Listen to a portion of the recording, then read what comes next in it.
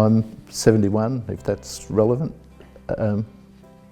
and started developing heart issues 25 years ago, I guess. My name's Janina. Geoff and I have been together for coming up 50 years, married for 38. So yeah, we've shared this journey together. It was fairly awful. I could sit around and do nothing like I am now amongst the best of them, but as soon as I would sometimes have chest pains if we set out to walk the dog by the time I got to the other side of the street. And I have frequently got to the corner or 100, 200 metres further on and turned around and come back, because it's no fun to set off to go for a walk when you're starting to struggle. Geoff presented with increasing breathlessness. So over the years, he's had some angina, and that was treated with stents. But in the last 6 months before his procedure, he presented with very significant breathlessness and some more angina, and he was very limited. He went from being able to walk for 20 minutes or more to really only being able to walk for 20 to 50 metres before having to stop because of his breathlessness. There was many limits to what we were doing. For example, a Mediterranean cruise, I went to Pompeii, he stayed on the ship. So just him missing out on experiences like that, and me doing them sort of by myself. And that's just one of them. Wherever we travelled, he had limits that I either had to go off and do my own thing or hang back with him.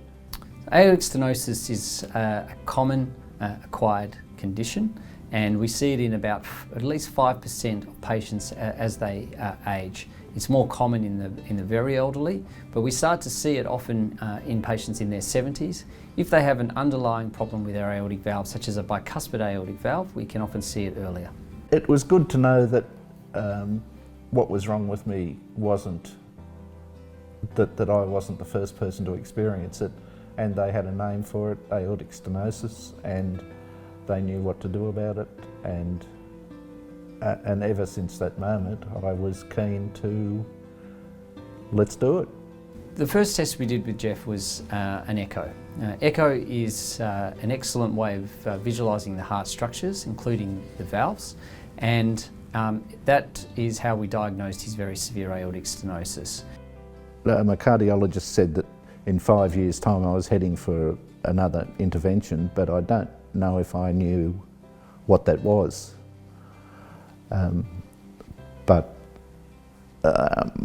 I read an article in a paper one day about some breakthrough medical development, and I was due to see him, and I asked him about it, and he said, no, that doesn't apply to you. He said, if you want to do some research, look up TAVI. So then after the 5-year time frame that I was given, I ended up having the TAVI procedure in about 4 years. We took the history of Geoff having previous surgery and his other comorbidities, as well as all the findings that we found on his echo and his CAT scan, and as a team we decided that he would be best suited for transcatheter aortic valve implantation, or TAVI. I probably had a bit of fear because there's someone messing with his heart. You're like, are they stopping the heart to do all this stuff? And what are the chances of it not working? They were things that, I tend to worry if there's anything to worry about. Geoff reckons that I'm not happy unless I've got something to worry about. And I think, she'll be right. Yeah. But having said that, I did have faith in the specialists.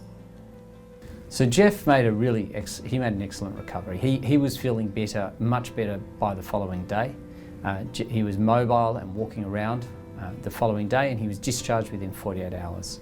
I think patients who are presenting with any symptoms that are new to them, particularly breathlessness or chest heaviness or dizziness, they need to go and see their GP. They need to be seen by their GP so the GP can take the history and also listen to their chest to see if there's any noises or murmurs, which would then prompt further tests. I was a new person after the TAVI, and I kept on improving for probably a period of about 3 months and then plateaued. And but it's given me a much better frame of mind.